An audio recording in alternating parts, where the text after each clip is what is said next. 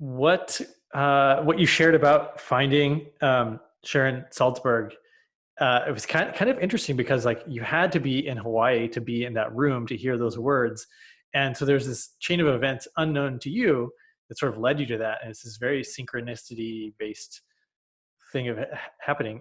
Have you had any other interesting synchronicities that sort of your? I mean, we're talking about the music business too, Yeah. but what are your thoughts on both synchronicity and also like listening for when the universe is nudging you one way or another? Yeah.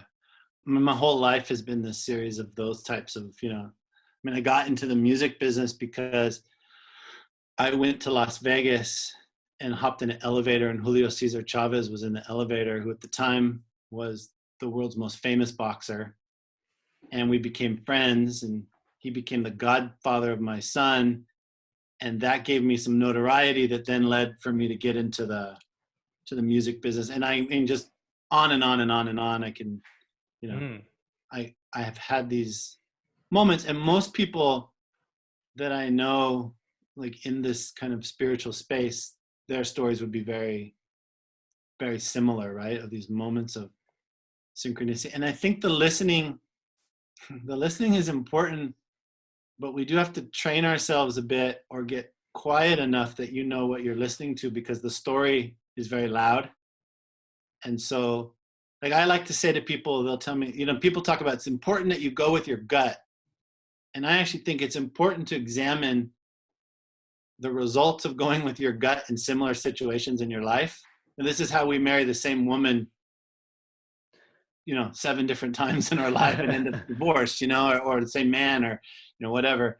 And so I feel like the listening almost is a byproduct of the stillness. And that if we put too much action into the listening, sometimes it carries with it this life story that we have. And sometimes that's really positive, and sometimes the life story is really destructive. And I personally try to get quiet, and then it's less like a auditory thing, but more just like a physical sensation of, and then God, I don't want to get too woo woo, but then and then there's just a knowing of this is the step I'm going to take, and even then, don't jump off the cliff. Like, you could still look to make sure, that there's water down there that you're going to jump into, even then some baby steps. But I think I think there's a lot of wisdom in the stillness, and I feel like many times kind of this active doing is not our friend, because it embodies, this life algorithm that many of us have been on, that we go like, oh, that's my gut, that's my intuition. Like, no, that's just that story that's been screaming in your head your whole life of you have to go do this or that. Mm.